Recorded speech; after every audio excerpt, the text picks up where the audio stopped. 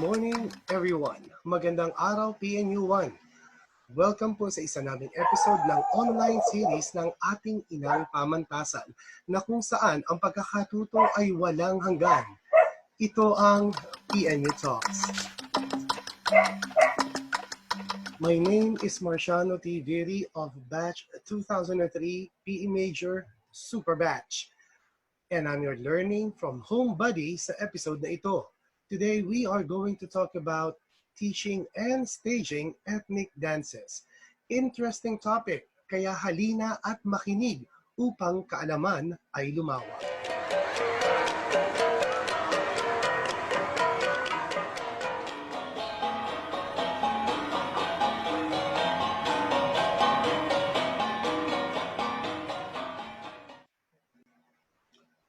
So in this episode, we are going to talk about staging and teaching ethnic dances. Paano nga bang magturo ng mga ethnic dances? But before we proceed to our main discussion, let's talk about first, let's clarify what are ethnic dances.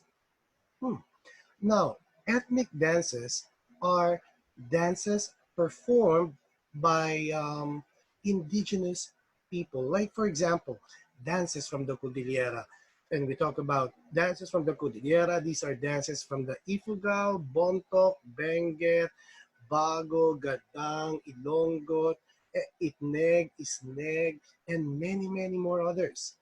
And also, there are also sub-tribes of the Cordillera that performs ethnic dances. Now, in the Mindanao area, there are also ethnic dances, our Lumad brothers and sisters. Like, for example, the Bagobo, the Manubo, Bukidnon, Subanon, and a lot more groups in Mindanao. Of course, in teaching, before you teach ethnic dances, the very, very good strategy to do first is number one, do your research well. Importante po na pag ikaw ay kumuha ng mga ethnic dances para hindi naman ma-offend ang ating mga ethnic groups, dapat ma-interpret natin o ma-stage natin ng tama kung ano man ang nating nakuhang sayaw mula sa mga ethnic groups na ito. Okay? Kasama dyan, of course, the background. Okay? The when, why, where, how of these dances. It's very, very important na makuha natin ang essence of each ethnic dance before we interpret or we choreograph it or before we teach it to our students. Number one, of course, ano ba yung mga movement, mga nuances ng movement na makikita natin doon sa mga ethnic groups na yon. Each movement ng ethnic group ay nagbabago. Okay? Nagbabago sa pagdaan ng panahon. Kasama yan ng kasama yan ng change na nangyayari sa ating kultura. Hindi nawawala yan. Of course, yung mga dating mga ninuno natin na nagsayaw ng mga ethnic dances na ito, masasabi natin there's the very, very authentic. But as time passes by, nagpapasa-pasa ang mga sayaw na ito. And as time passes by, nagbabago ng kaunti ang kanilang mga movement. Each person ay may sarili niyang interpretasyon ng movement ng sayaw na yon. Okay? Depende yon sa kakayanan ng katawan ng isang tao. Halimbawa, paano ibig sabihin dito? Halimbawa, may isang matandang mananayaw, pag siya ay nagsayaw ng panganay, fluid na fluid ang movement na kanyang ginagawa. Subalit, nung ito ay naipasa na sa susunod na henerasyon, dahil of course sa mga impluensya ng mga Westerners sa atin, nagbago rin ang kanilang mga galaw. Tandaan nyo, hindi lahat ng tao na nakagawa ng kilos noon ay kayang gawin ng kilos ngayon. Especially the millennials of today. Some millennials are having a very, very hard time in executing even the most simplest steps. Why? Because they lack activities. activities wherein ginagawa natin noon. Kaya nung tayo nag-aaral ng mga, nung time na ako nag-aaral ng folk dance, hindi ako gaano nahirapan. Okay? Pero nung panahon ngayon, as per my experience sa mga millennials, hirap na hirap sila sa kanilang pag-aaral ng mga folk dances na to, specifically mga ethnic dances. Going back kanina sa sinabi ko na before we teach the ethnic dances, it's very, very vital that we know first the very essence of that dance. And how do we know the essence of that dance? Of course, number one, alamin natin, bakit ba ito sinasayaw? Saan ito sinasayaw? Kailan ito sinasayaw? Sino ang nagsasayaw? Bakit ito sinasayaw? So lahat ng mga questions na yon, of course, dapat masagot muna natin. We need to get the whole information of that ethnic dance before we teach it to our students. Why? It's very, very important, of course. Why? Kasi nga, paano ma-execute at paano magagawa ng justice ng mga students natin, ng mga dancers natin, ng isang ethnic dance kung hindi natin sasabihin sa kanila ang buong kwento nito. The more information our students get or dancers get, the better. Okay, the better they internalize what is nararapat na internalization for that dance. And of course, it's much better kung ma-record natin ito, maipakita natin sa kanila yung raw footage para makita nila, ganyan pala, ine-execute nila yon. Now, how do we get movement from a specific ethnic group into para makuha natin yung buong sayaw? Katulad sinabi ko sa inyo kanina, bawat isa, halimbawa isang grupo ng mga ethnic dancers ay nagsayaw. Paano natin kukunin yung tamang movement? Bawat isa sa kanila may kanya-kanyang interpretasyon.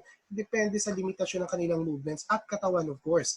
Tignan natin, of course, kung sino ang may pinakamaganda. That's what I normally do. Sino yung may pinakamaganda at pinaka-interesting na movement na ginagawa. Okay? Then yun ang kinukuha naming basic. And then from that basic na nakolek namin, tsaka namin nagagawa yung sayaw. Dapat ba natin baguhin ng sequence? Artistically, okay, there's called what we call artistic freedom. Para mapaganda natin sa stage, maaari natin baguhin ng sequence. Pero kung ang iyong target ay yung true ethnic dance, huwag natin baguhin. Okay? It is much better that we keep it that way. Para if ever na we need to revalidate that dance from a specific ethnic group, pag ipinakita natin yung video ng ating interpretasyon, hindi sila ma-offend. Very sensitive ang ating mga indigenous groups when it comes to interpreting their dance, especially today. Kasi nga nakikita nilang medyo nababastos na, especially pag nilagay na sa stage or stylized version ng ginawa. Okay? So dapat iwasan natin ng konti yon. Okay? Another thing, we need to consider, of course, halimbawa tinuturo na natin ang sayaw, or we choreograph it na, okay? Sa pagtuturo, sa pag-choreograph, of course, we need to consider, of course, the elements of dance. And what are those again? Of course, very basic, everybody knows about this, especially mga dance enthusiasts. Elements of dance, huwag natin kakalimutan ng baste, body, action, space, time, and energy. Lahat yan ay kinoconsider ng isang choreographer when you choreograph a dance. Okay, mapa-modern man ito, classical o kahit na ano, or folk, kinoconsider pa rin natin siya. Of course, para magkaroon ng artistry na tinatawag pag nilagay na natin sa stage. But again, not too much kung gusto natin na mapanatili ang essence ng isang ethnic dance. Okay, next, of course, we also need to consider also yung elements of choreography. Hindi nalalayo ito sa elements of dance. Ano na pagkakaiba nito? Of course, sa choreographic works, hindi dapat mawala ang shape, action of movements, time, space, of course, hindi mawala dito ang formation, ang focus, direction or pathway, and level. Now, additional elements are force, flow, repetition, contrast, transitions, sequence, relationship between people, partnering, leading, and following. So, yun ang mga dapat nating i-consider. Okay? Now, ano pa bang dapat natin i-consider pag nagsasayo tayo ng magko-choreograph tayo ng folk dance? Um, the proper costuming, of course. Kung ano ang grupo na pinagkunan natin, alamin naman natin sana yung pinakatotoong costume nila. Okay? Oo, ando doon na tayo, especially sa Cordillera area. Marami dyan nagkakapalit-palit na ng costume. Okay? Uh, yun ay sa kadahilan ng, una, number one, siguraduhin natin yung tamang costume. Okay? And accessories. You need to consider that. Okay? To give justice to the dance. Pero sa panahon kasi ngayon, may mga grupo sa Cordillera, yung iba sa kanila, hindi na nag-weave ng original na kanilang textile. So, ang ginagawa nila, nanghihiram na sila ng costume. Okay? So, alamin lang natin talaga kung ano ang kanilang tamang pananamit. Hindi kung ano yung nakita lang natin dyan na suot-suot. Tandaan mo, yung iba dyan, kung ano lang readily available, yun ang kinukuha to just to perform. So, dapat alamin natin yung totoo. Totoong damit na kanilang sinusuot. Music. Ayan, dyan nagkakatalo. Kung bibili naman tayo ng mga musical instruments at gagayahin natin ang kanilang musika, siguraduhin naman natin nasa tono ang ating ginagamit ng mga musical instruments. Okay? At tama rin, of course, huwag tayong mag-invento, huwag tayong magdagdag bawas ng mga instrumento. Na kung ano lang meron tayo, ay yun lang gagamitin natin para ma-choreograph lang. Ang pangit na salita, pero ang daming gumagawa niyan. So, iwasan natin yan, please. Okay? Tamang mga props. Hindi ko sinasabi kung matutulis na bagay, itak, at kung ano na yun talaga. No, gayahin lang natin. Napakaraming estudyante ngayon ang napakagaling ng kamay sa paggawa ng props. I can attest to that. Okay? So, ano ba nang gayahin lang natin kung ano yung mga tamang props na ginagawa nila at ginagamit nila. Okay? Now, I had this one choreography na medyo na-challenge ako kasi marami nang gumagawa before ng Cordillera dances, especially Kalinga dances. One time, I was able to visit a festival in Lubuagan, Kalinga, the Lumingawa Festival. Yun yung kanilang centennial year celebration. So I was lucky enough to be invited in that festival. Okay? At doon lumabas ang kanilang mga iba't ibang textile from different barangay. Na ikinagulat ko na hindi ko akalain na may ganun pala sila. See? Katulad niyan.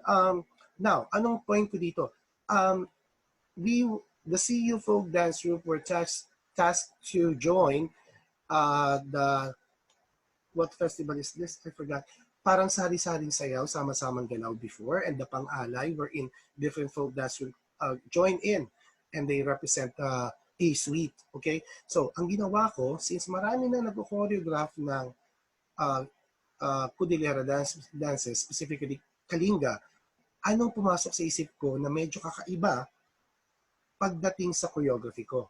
Ang naging inspirasyon ko ay yung feeling ko when I was there in the festival. Ano yung ibig sabihin? Nung ako ay isang audience. So kung paano ko nakita, kung ano ang bird's eye view ng isang audience, yun ang ginawa kong choreography ng mga sayaw sa stage. So paano nangyari doon? Ang mga dancers ko ay umiikot, ang audience ko ay umiikot in different perspective. So that is one example or style ng pag-choreograph. Okay? Especially when you put, katulad ginagawa ni Kuya Mon, from the field to the stage. Kung yan ang inyong gustong gawin. Actually, that's a trend now when it comes to folk dancing. Kung ano ang nakita mo sa field, yun ang ilagay mo sa stage. Wala kang babaguhin, and that includes the ambience. Kung pwede mo lang ilagay ultimo yung amoy ng paligid, why not? Diba? Pero importante na yung ambience. Makita, at tinatawag dyan ay para community. Makikita ng audience mo na parang dinala mo sila doon sa community. Yan ang isa sa mga style ng folk dance ngayon. Okay? And of course, may mga folk dance troops na gumagawa naman, medyo high-tech na rin sila, na ang ginagawa nila just to bring that ambiance on stage, they use technology. Isa yan sa mga dream kong gawin ng choreographic works, the use of technology to enhance folk dance. Okay? Na hindi sinisira ang ang essence nito, na hindi nababastardize ang sayaw, na hindi nababastos ang ating mga indigenous people. Okay? Don't worry, darating din tayo dyan. Okay? Now, so, yun ang aking mga maaaring i-share sa inyo when you teach ethnic dances and when you choreograph it from to stage, sa isang stage, ang inyong mga ethnic dances. Okay? Again, wag po nating i-bastardize. Igalang po natin, kultura po natin yan. Okay? Minamahal natin dapat ang ating sariling kultura. At katulad ng mga sinabi ko, ako isang guro, katulad ninyo. Okay? I always make sure na I teach my students even a small bit of our culture and our heritage. Na-appreciate po nila. Uhaw na uhaw ang mga batang yan sa ating kultura. Okay? Maraming salamat po. And I would like to thank, of course, the PNU, the Philippine Normal University, for inviting me and sharing my thoughts and ideas sa inyo. Maraming salamat po sa pakikinig. By the way, mga kapatid, don't forget to comment ang inyong mga katanungan at mga kuro-kuro tungkol sa ating episode ngayon. And again, don't forget to like and share ang episode natin today. I am most willing to answer all your questions. Okay?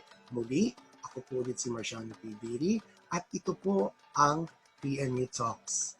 Maraming salamat po at mabuhay ang kulturang Pilipino.